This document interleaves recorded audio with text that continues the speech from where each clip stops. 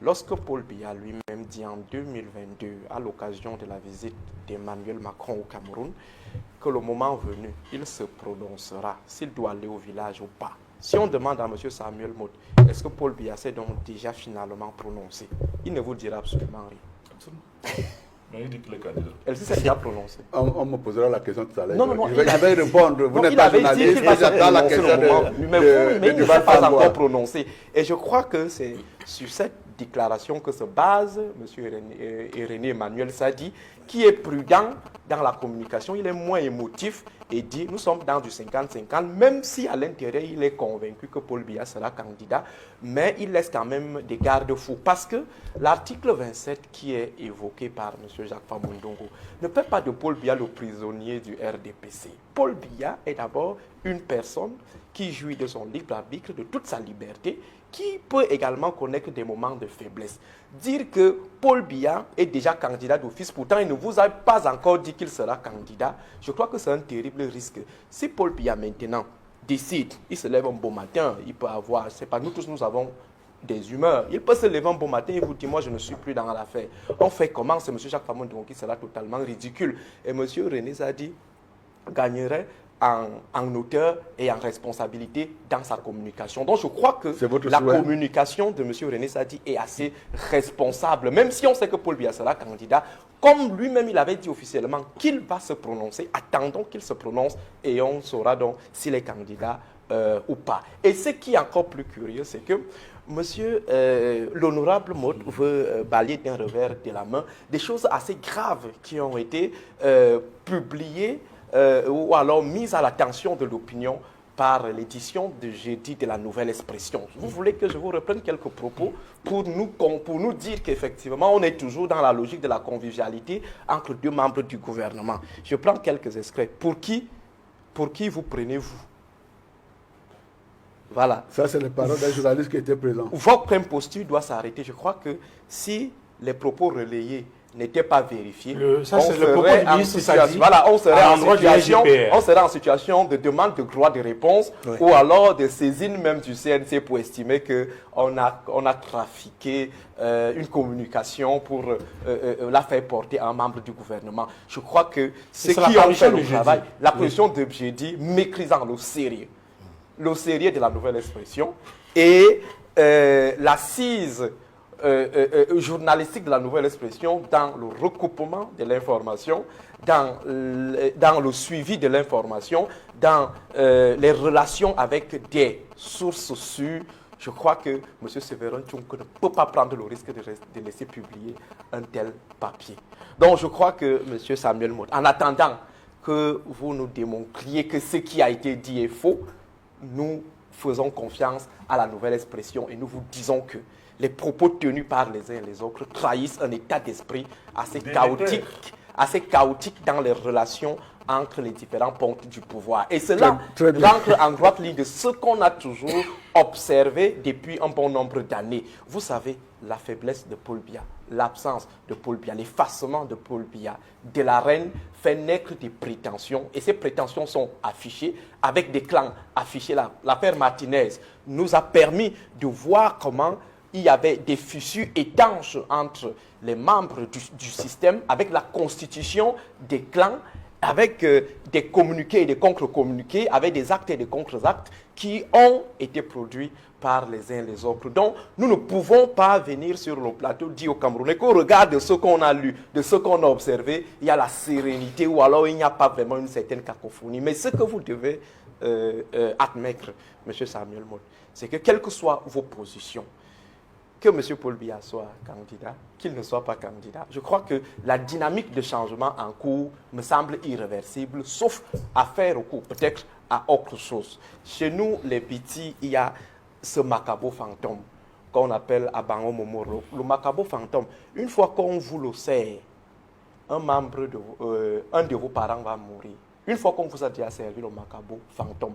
Donc les élections d'octobre prochain, c'est comme ce macabo fantôme qu'on a déjà servi au RDPC. Tu manges le macabo fantôme servi, ton père meurt. Tu ne le manges pas, ta mère meurt. Donc, quel que soit ce que le RDPC va faire, présenter Biya, je crois que la dynamique sera toujours en cours. Ne pas présenter Biya, la dynamique sera toujours en cours. Et il faut l'admettre, M. Samuel Maud. J'avais précisé ici, indiqué à votre attention, ici sur ce plateau, que vous serez dans l'opposition dans les prochaines années. Vous serez opposant. Alors, non, Kambia, on assiste là à un bal masqué des principaux challengers à la succession de Paul Biya. Monsieur Fangwa, honnêtement, je pense que les débats relatifs aux turpitudes en cours au sein du RDPC, même si cela a un réel impact dans la vie politique, c'est pas ce qui intéresse les Camerounais en ce moment. Parce que moi j'ai toujours dit, et je l'assume, le RDPC est un parti moribond. C'est un parti, en réalité, n'eût été la force de l'État et l'ensemble des moyens de l'État n'existerait pas. Vous pensez qu'il y a des militants au RDPC qui sont intéressés par tout ça là? Il y a quels militants de conviction au sein du RDPC? Donc nous sommes là, on prend 20 minutes pour parler des petits bisbilles entre le RDPC. C'est le parti au pouvoir. Ce à quoi on assiste en ce moment, on n'a pas besoin d'aller à l'ENA de Paris, d'aller à l'ENAM au Cameroun, ou d'aller à Oxford ou Cambridge, pour comprendre que le bateau Cameroun n'est plus dirigé. Commençons par des choses assez simples. Il y a quelques années, en rapport avec le même personnage, le même ministre qui est intervenu, on nous a dit que 32 gigas et 500 gigas, c'est la même chose. Aujourd'hui, on nous dit que sur le plan statistique, 50% et 100%, c'est la même chose. Et M. Maud vient relayer ça. Il est très à l'aise de pouvoir dire que c'est exactement la même chose. Alors que tout le monde voit qu'on ne peut pas concevoir dans la communication gouvernementale, même dans la communication du RDPC, qu'un ministre de la République, ministre de la Communication, porte-parole du gouvernement, fasse une interview dans un média en matinée et qu'à la fin de la journée, son collègue vienne faire une interview dans le même média relatif au même sujet. Comment est-ce qu'on peut expliquer ça? Comment vous arrivez à expliquer ça à vos enfants, M. Maud? Qu'ils ont fait cette sortie tous les deux collègues au sein de deux membres du gouvernement, le même jour, sur le même sujet. Ça n'a aucun sens.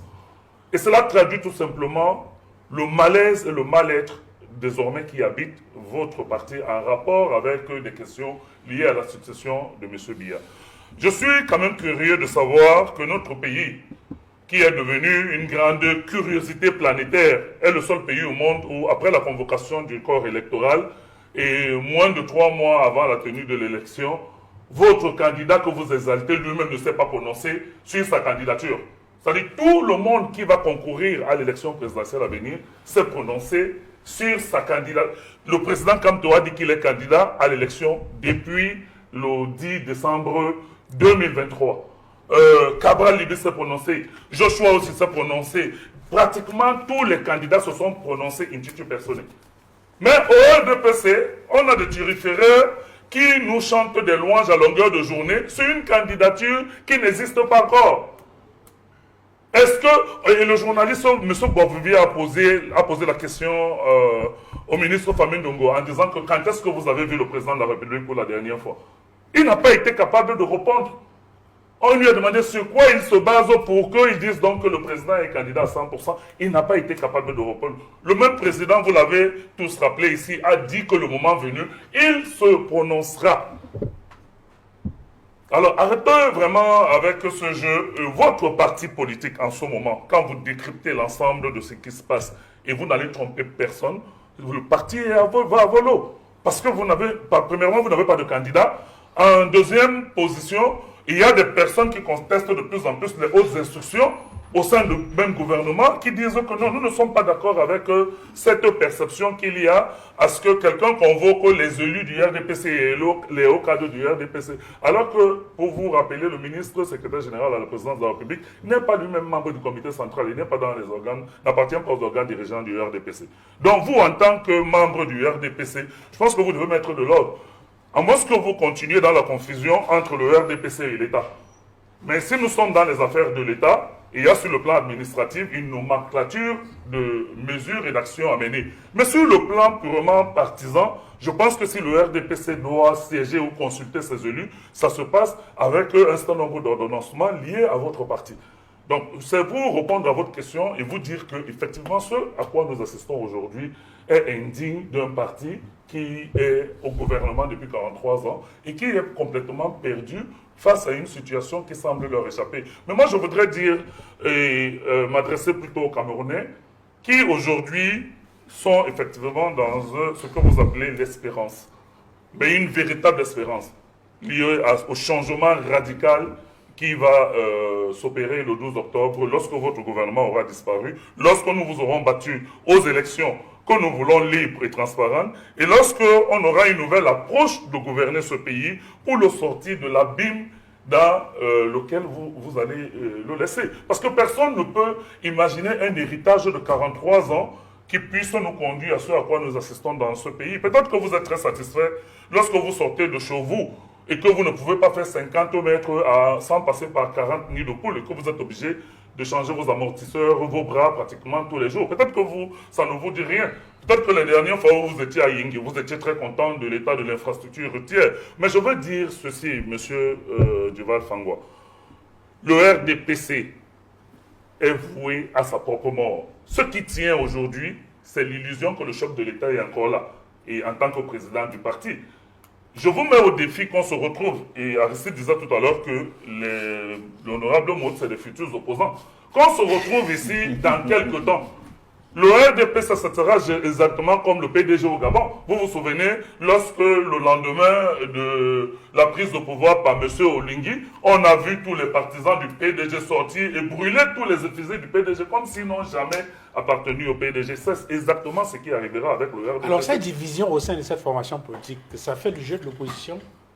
L'opposition est focalisée sur la conquête du pouvoir. Nous sommes là pour conquérir le pouvoir et pour arrêter la saignée pendant l'élection présidentielle du 12 octobre. Ça ne peut pas faire... Je vous ai dit que vraiment notre leitmotiv, ce n'est pas le RDPC. Le RDPC est là comme adversaire, désigné parce qu'ils sont au gouvernement. Mais nous travaillons. Nous travaillons depuis des années. Je vous ai dit que nous sillonnons le pays. Nous allons à la rencontre des Camerounais. Le président venait récemment de proposer son pacte pour le Grand Nord. C'est-à-dire un vaste projet pour réhabiliter une région qu'on a désignée comme la fille aînée de la République, mais qu'on a complètement abandonnée à la misère et à la paupérisation depuis toutes ces années. Donc nous sommes dans une logique de pouvoir repenser et de pouvoir penser ce pays qui va très très mal. Parce qu'on ne peut pas parler plus mal que ceux que nous aurons comme legs du gouvernement du renouveau. Donc il faut que vous compreniez que dans cette phase de reconstruction de notre pays, de renaissance même de notre pays, ça ne sera pas les turpitudes liées au RDPC qui vont être le leitmotiv de notre action. Les Camerounais sont de plus en plus conscients de la nécessité de donner une nouvelle possibilité à notre pays de se mettre sur les rails. Et quand nous regardons l'engouement sans précédent de ces concitoyens pour pouvoir s'inscrire sur les listes électorales, croyez-moi, ce n'est pas des Camerounais qui ont envie d'aller voter le RDPC demain ou le président Biya demain. Tous ces nouveaux Camerounais, malgré les restrictions de l'ECAM, malgré les difficultés que nous avons, tous ces milliers de Camerounais qui se sont inscrits, c'est pour pouvoir battre le 12 septembre le candidat du RDPC. Que ce soit le président Biya, que ce soit un autre candidat, nous n'avons pas de problème. Nous voulons juste affronter le candidat du RDPC et pouvoir le battre à plate couture à travers cette élection. Est-ce que dans cette stratégie, vous comptez, quand je dis vous MRC, vous comptez toujours sur une éventuelle candidature consensuelle? Je pose la question parce que cette semaine, vous avez vu dans les journaux, on parle de 6 formations politiques qui sont concertées à Yaoundé et qui sont à la recherche d'un candidat consensuel. L'UMS, le MP, l'UDC, le FSNC, le PAL, l'USDP, entre autres. Et la nouvelle expression qui a titré présidentielle 2025, le laborieux consensus de l'opposition, à quelques jours de la convocation du corps électoral, ça c'était avant vendredi, pour la présidentielle, le peuple du changement attend toujours l'oiseau rare, qui est le candidat du consensus de l'opposition face au candidat du RDPC, parti au pouvoir depuis 43 ans. Monsieur Duval Fangwa, le président Kamto a toujours tendu la main à ses pairs de l'opposition. Souvent même, il a même tendu la main aux représentants du RDPC. Je me souviens quand il était en prison et qu'il a dit qu'il tend la main au gouvernement, le secrétaire général adjoint du RDPC, avec une condescendance, une prétention, est sorti pour dire que lui, c'est qui pour tendre la main. Donc le président a toujours été dans cette logique de tendre la main. Au-delà de cela, le président Kamto est le candidat du rassemblement. C'est-à-dire, ce qui est important pour nous, c'est de rassembler l'ensemble des forces autour d'une candidature forte, autour d'une candidature aujourd'hui capable de pouvoir assurer l'alternance démocratique dans notre pays. Il ne suffit pas d'avoir un candidat consensuel. Il suffit d'avoir le candidat capable d'aboutir au renversement du régime actuel. Et on essaye de le dire. Je pense que le professeur Abba Oyono l'a dit à plusieurs sorties, y compris dans votre antenne, qu'aujourd'hui, le président Kamto est le poids lourd de l'opposition. C'est-à-dire sa capacité à mobiliser, sa capacité à proposer des idées pour pouvoir redresser notre pays, sa capacité à pouvoir toucher l'ensemble des préoccupations de nos concitoyens et sa capacité à pouvoir rassembler le maximum de Camerounais autour de sa candidature font de lui le candidat idéal pour pouvoir renverser le régime. Mais je vais répondre à votre question. Vous savez, on essaye de nous vendre l'illusion du candidat consensuel de l'opposition. Ça n'existe pas un candidat consensuel de l'opposition. Ça n'existe nulle part. Regardons un exemple que nous citons tout le temps, le PASTEF. M. Sonko et M. Diomaye Faye étaient en prison lorsque tous les autres partis de l'opposition se déployaient déjà par rapport à l'élection présidentielle. Ils sont sortis le temps de poser leur candidature parce qu'ils avaient une organisation et une structuration politique. Ils ont gagné l'élection présidentielle. Vous avez vu il y a quelques années en République démocratique du Congo, le candidat du pouvoir avait en face de lui deux candidats de l'opposition qui avaient tenté d'avoir eu un consensus en Suisse, consensus qui a volé en éclats, c'est-à-dire Martin Fayulu et le président actuel Tshisekedi. Les deux candidats se sont présentés face au candidat du pouvoir et les deux sont venus en tête au candidat du pouvoir et arrivés en troisième position. C'est pour vous dire tout simplement que la dynamique dans laquelle nous sommes et la dynamique autour de l'élection présidentielle, c'est la dynamique autour d'un homme et le peuple camerounais et la capacité que le peuple a à investir une confiance autour de la personnalité, de son projet et de la perception qu'ils ont par rapport à ce dirigeant politique. Donc, le président reste dans cette dynamique. Les partis politiques de l'opposition qui sont dans la dynamique consensuelle ou dans la dynamique de pouvoir rassembler et fédérer le maximum de force autour d'un candidat fiable et crédible, je pense que nous ne pouvons pas ne pas observer ça avec attention. Mais nous voulons dire qu'on a vu des expériences de 2004. On a vu comment, en 2004, on a même proposé des membres du gouvernement comme des éventuels candidats de l'opposition. À l'époque, c'était à Kamefoumou, je crois. Oui, qu'on est venu présenter comme candidat de l'opposition. On a vu qu'après ce consensus qui avait désigné, paix à son nom, M. Adamou Ndamdjoya, à la sortir même de la réunion, M. Foundi s'est rétracté et s'est présenté aussi pour son propre chef. Donc je veux dire que autant nous pouvons être pour la fédération des énergies, autant nous ne voulons pas qu'après avoir fait tout ce travail qui est en passe d'aboutir à un résultat que les Camerounais attendent, que les gens viennent faire des regroupements avec des conditions et avec des conditionnalités qui ne permettent pas de pouvoir avancer vers l'objectif. Donc oui, le MRC est attentif à tout ce qui pourra être un plus pour que nous ayons le candidat le plus fort pour aller à cette élection. Nous pensons que c'est le président national du MRC qui incarne cette candidature aujourd'hui, c'est-à-dire le président Kamto, et qu'il faudra que nos pairs dans l'opposition soient suffisamment lucides pour que nous ne puissions pas louper l'objectif du 12 octobre 2025. Alors, Samuel Motte, en l'absence d'un candidat consensuel de l'opposition, ça arrange les choses du RDPC? Nous n'avons pas besoin d'arrangement de quoi que ce soit. Nous sommes dans un système dans lequel nous pensons qu'il y a également une certaine dynamique institutionnelle qui existe. L'élection à un tour a ceci de particulier qu'il force les gens à former les grands blocs dès le premier tour. Contrairement à une élection au second tour, où on pense qu'effectivement chacun peut faire une propagande, une campagne de témoignage dès le premier tour et penser à ce moment-là que lorsqu'il y a un deuxième tour, que le bloc se reforme. Il est fait dans cette dynamique-là. Je constate avec beaucoup de regrets que cette dynamique-là, si elle ne se fait pas autour de Maurice Kamto, ce sera absolument pas une dynamique. Mais en même temps, vous-même, je voulais vous prendre tout à l'heure, lorsque vous avez donné 15 minutes à Edmond Kamga, dire ce qu'il a dit tout à l'heure, 15 minutes à... Je ne sais pas qu'est-ce qu'il me reste de tout ce qu'ils ont dit. Il faudra quand même que nous sommes rentrés dans une période très équilibrée. Mais écoutez, vous êtes trois effectivement à dire la même chose. Si on peut faire des interventions, ça ne me gênerait absolument pas du tout. Non. Écoutez, on a parlé tout à l'heure des variantes de position. Chaque message a un destinataire Et le message, on l'élabore en fonction de la qualité du destinataire que nous avons en face.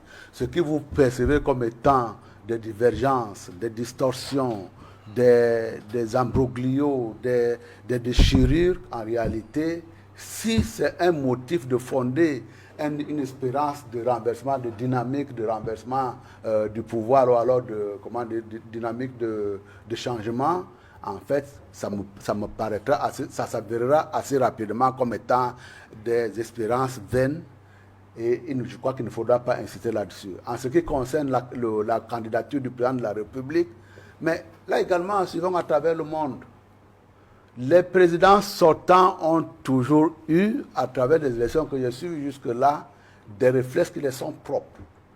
Je vous rappelle, Mitterrand, à la fin de son premier mandat, on le presse de partout pour qu'il déclare sa candidature.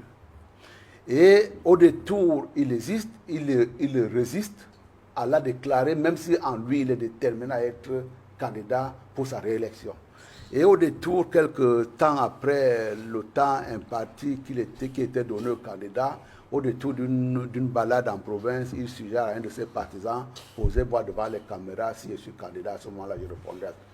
Donc, la personne sera libre de savoir quand il l'annonce. Quant à dire que René Sadi, c'était une hésitation, non. Je vous ai rappelé que c'était une forme de dire je ne suis pas M. Babouye, même si on lui a reconnu un très grand talent d'intervieweur, je ne suis pas obligé de vous répondre. Laissons la primauté de cette réponse-là à la personne qui sera candidat, mais il ne s'agit pas d'une forme d'hésitation de sa part. De la même façon que lorsque le ministre Famenne Dogo intervient, c'est parce que, effectivement, si l'autre message de René Sadi était orienté vers un des destinataires qui avait une certaine capacité de réflexion, on s'est rendu très vite qu'à la base, il faut lui donner une certaine forme d'assurance. Et l'assurance qui a été apportée n'est absolument pas en contradiction avec ce qui avait été initialement dit. Pour le reste, on n'a pas besoin.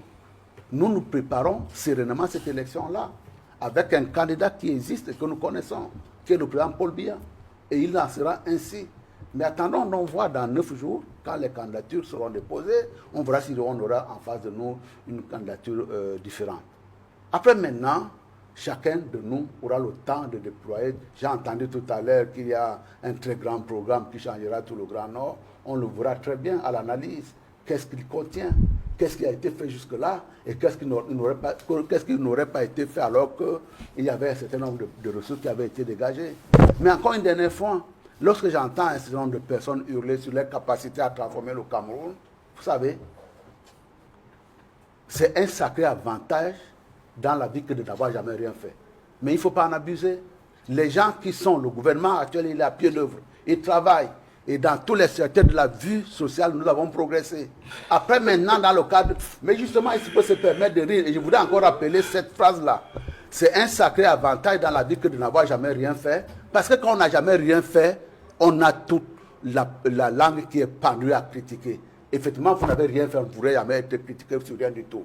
N'avoir rien fait, ça n'avoir pas été au gouvernement, ou n'avoir rien fait parce qu'on n'a rien fait. Mais même dans votre parcours personnel, nous sommes interrogatifs. Même dans vos parcours personnels, vous qui hurlez aujourd'hui de ce que vous allez changer le Cameroun demain ou après-demain. Qu'est-ce que vous reprochez dans notre parcours et je vous ai en face, monsieur. Oui, parce qu'on sait en face, on se connaît un peu. Voilà, je vous ai en face, donc un peu de calme. Et donc, pour cette raison, nous attendons. Nos parcours personnels, qu'est-ce que vous reprochez à nos parcours personnels? Le moment de la campagne viendra et on mettra ça sur la table. Parce qu'en réalité, cette idée-là qui consiste à dire que de toutes les façons en face de nous, il n'y a que des branleurs, vous n'avez pas fait la preuve vous-même en disant que vous avez été plus dynamique que telle ou telle autre personne, y compris dans votre parcours personnel. Dans le cadre d'une campagne, on verra très bien si c'est un élément de campagne qui sera retenu. De la même façon, j'entends également les problèmes sur des corruptions ou alors d'absence d'intégrité, y compris dans votre parcours personnel, vous n'avez pas apporté la preuve de ce que vous avez été plus intègre que telle une autre personne. On discutera programme contre programme. Et dans le cadre des options des politiques publiques qui sont les nôtres, effectivement, nous avons matière à défendre. Dans tous les secteurs de la vie publique, nous avons progressé. Après, maintenant, il y a des gens qui peuvent se rêver d'être à New York. Je vous apporte une information. Il y a quelqu'un qui, tout à l'heure, qui m'a parlé de nid de poule. 10 ans de travaux qui est demandé aujourd'hui en Grande-Bretagne pour savoir s'ils peuvent venir à bout de ces nids de poules qui se forment dans les sentiers. Et donc, ce n'est pas une invention camerounaise. Nous sommes dans une dynamique de développement qui donne ses fruits. Et ces fruits-là, ils sont connus. Nous les mettons sur la table. Le pays va bien, M. Mot, selon vous. Il va bien. Le pays va très bien. Par rapport à notre niveau de développement. D'entendre ce genre de choses. Et c'est ça qui fait en sorte que vous plombez chaque fois davantage. Son nombrilisme est de très mauvaise valeur, M. Mot. Attendez qu'il finisse. Vous dites que le pays va bien. Vous êtes par rapport à notre niveau de développement, M. Massoma, le pays va bien. Et nous continuons à travailler pour qu'il aille davantage mieux. Et nous avons des résultats à la matière. Le moment venu, on les mettra sur la table. Il ne s'agit pas de rentrer dans un plateau de télévision, de hurler sa rage. Nous travaillons, nous avons, avec une certaine sérénité, nous abordons les problèmes de la vie quotidienne des Camerounais. Les Camerounais vous écoutent. Et ce sont ces Camerounais qui nous ont souvent élus. J'entends là-dedans, effectivement, qu'il y aurait, je ne sais pas moi, un messie qui viendrait de quelque part. Votre logique messianique, en fait, il ne me convient pas. Okay. On verra à l'analyse le 12 octobre. Vous n'allez pas me retirer la parole dans ces conditions-là. Oui, merci. Nous verrons si votre logique messianique aura fait ses preuves le 12 octobre prochain. Mais en ce qui nous concerne, nous sommes à côté des citoyens camerounais. Vous avez détruit ce pays, il faut l'assumer. Vous avez détruit le pays, M. Modi, il faut l'assumer. Très bien. Aristide Monod, je reviens sur la question de départ qui porte sur la capacité de l'opposition. Au mieux, la question est celle de savoir est-ce qu'il faut absolument que l'opposition se mette ensemble pour dégager un candidat consensuel afin d'avoir toutes ses chances pour avoir le pouvoir en octobre 2025. Je voudrais rappeler un certain nombre d'éléments qui peut-être pourront vous suggérer une analyse beaucoup plus on va dire argumentée. Dans l'élection du 11 octobre 1992, le nombre d'inscrits c'était 4 millions. Le nombre de votants c'était 3 millions. Le candidat Paul Biya avait obtenu 1 185 000 voix. Alors que le candidat John Fundi avait obtenu 1 166 000 voix. Soit 39% contre 35%. En 1997, l'élection du 12 octobre 1997, il y avait 4 millions d'inscrits, 3 millions de votants. Et le candidat du RDPC, Paul Biya, a eu 3 millions de voix. Celui qui est arrivé en deuxième position, c'était Henri Ogbelin, 85 000 voix. Et le candidat du RDPC avait eu 92% de voix. Le 11 octobre 2004, il y avait 4 millions d'inscrits, 3 millions de votants, et Paul Biya a gagné l'élection avec 2 665 000 voix. John Fundi arrivé avec 654 000 voix. Le 9 octobre 2011, il y avait 7 millions d'inscrits, 4 millions de votants, 3 700 000 pour Paul Biya, 77%. Et à la dernière élection, en 2018, je vais essayer de retrouver les chiffres. Il y avait élection de 2018. Oui, il y avait 2 millions. 2018, inscrits 6 667 000, votants 3 millions et demi, candidat du RDPC 2 millions et demi. Alors quand je donne tous ces chiffres-là, quelle est la première chose qui vient à l'esprit?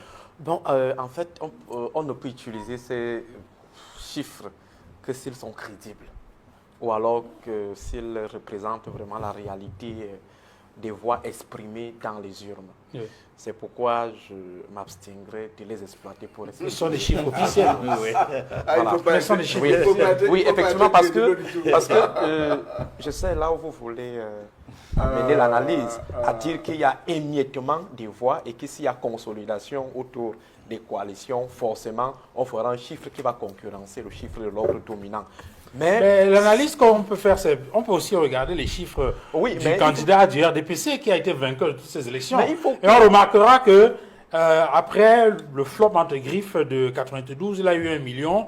Les chiffres de Paul Biya, c'est autour de 3 millions. Ouais. Oui, 3 mais millions. Si on finit de bourrer les 3 millions en 97, 3 millions 800 en 2004, 4 millions, 3 millions 700 en 2011 et puis 2 millions et demi en 2018. Duval, ça ne peut pas tenir. Ça fait 1 300 000 voix. Ça ne peut pas tenir. Par rapport à 2011. Voilà. Ça ne peut pas tenir. Pourquoi? Parce que le problème se trouve ailleurs. j'ai échangé avec un aîné cette semaine qui me parlait des cabinets qui est dans une mission diplomatique. Qui me parlait des cabinets de communication qui sont souvent mobilisés par l'ordre dominant pour créer des récits autour de la défaite de l'opposition au Cameroun ou alors des victoires tchétchènes du Rassemblement démocratique du peuple camerounais. Et ces cabinets travaillent dans l'Afrique francophone, qui sont dirigés par des personnalités connues.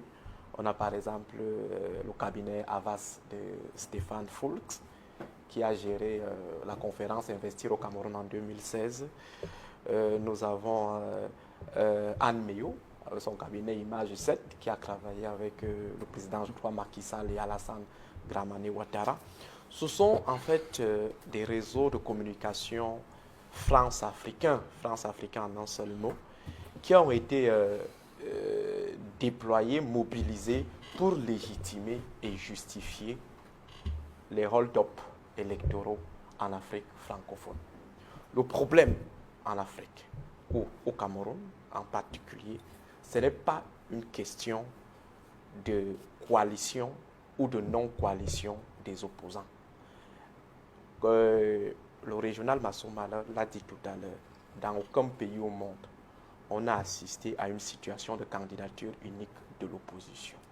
Même dans des pays qui sont d'apparence bipartiste, dont à deux partis, il n'y a jamais eu de candidature unique de l'opposition. Mais là-bas, il y a des alternances. Il y a des alternances aux États-Unis, il y a des alternances en Angleterre, sans toutefois qu'on ait des candidatures uniques. Donc, c'est un récit, c'est un construit qu'on veut implanter dans le subconscient des Camerounais, de la communauté internationale, pour justifier les hold-up électoraux. Le problème se trouve, le problème se trouve à quel niveau? Le problème se trouve au niveau de la transparence des élections. Rendez le pouvoir au peuple. Permettez au peuple de jouir de ses voix exprimées dans les urnes et vous saurez donc s'il y a nécessité de coaliser ou pas. Et en parlant de coalition, on a évoqué ces thèmes ici. Je prendrai la dernière. Imaginons un seul instant si ceux qui sont sérieux dans l'opposition, comme le professeur Maurice Kamto avait crampé leurs pieds dans cette histoire, je prendrai l'ATP de notre ami Olivier Billet. L'ATP n'a même pas connu une espérance de vie de 5 mois. Après, on a commencé à connaître des défections. Akere Mouna a annoncé sa candidature. Cabral Libé a annoncé sa candidature. Joshua aussi, qui avait été annoncé dans cette coalition, avait également annoncé sa candidature. Imaginons un seul instant, si Kamto était parti dans cette histoire, je suis sûr qu'il serait présenté aujourd'hui comme la principale cause du démantèlement de cette coalition et il aurait perdu comme ça en crédibilité avec l'appui de la communication des communicants du Lion qui allaient estimer que c'est un échoueur à vie. Donc il faut dire que nous sommes dans une situation où on veut créer tout un fétichisme autour de la candidature unique. Ce dont on a besoin aujourd'hui, c'est que nous avons, crois-moi, que l'ECAM et le Conseil constitutionnel et le régime de Yaoundé permettent aux Camerounais qui jouissent de tous leurs droits, qui remplissent toutes les formalités d'être candidats.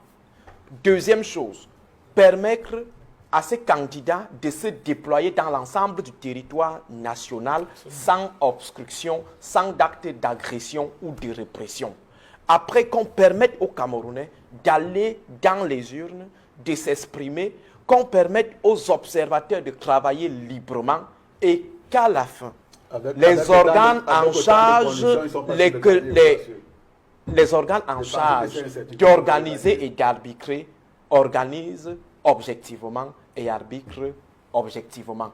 Alors, si après avoir respecté cela, on se rend toujours compte que le RDP s'obtient les scores tchétchènes, c'est à ce moment qu'on va donc penser à quelque chose qui n'a jamais existé, à savoir la candidature unique de l'opposition. Imaginons un seul instant qu'on accepte peut-être la logique du tirage au sort et que le tirage au sort tombe sur Jean de Dieu Momo.